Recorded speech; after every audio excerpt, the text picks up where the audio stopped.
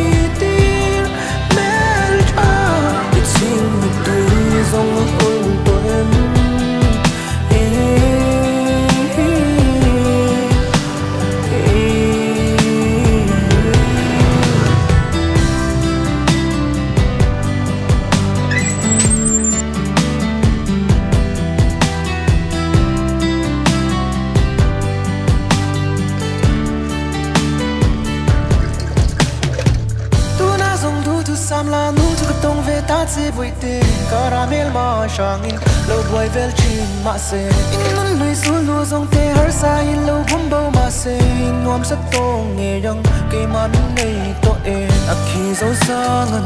ka chuan pui nang se yang ngur nun ngai lo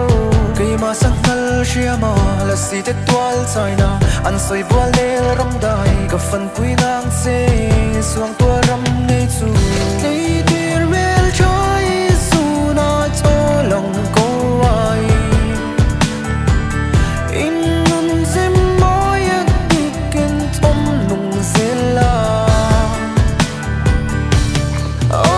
tun hi anal khoi turin kan kal me kani kan thleng chet to kal zel ni e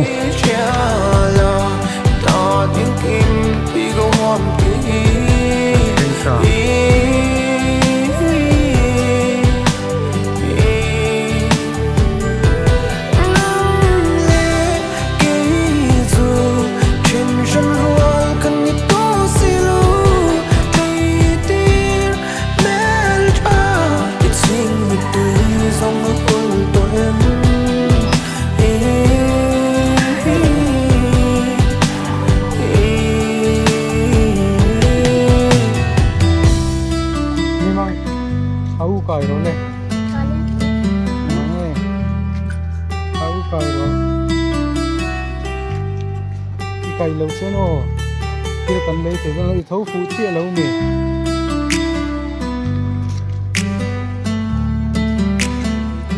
thấu phụ chia lâu nè mà rồi nhưng thì lắm lâu hơi về thế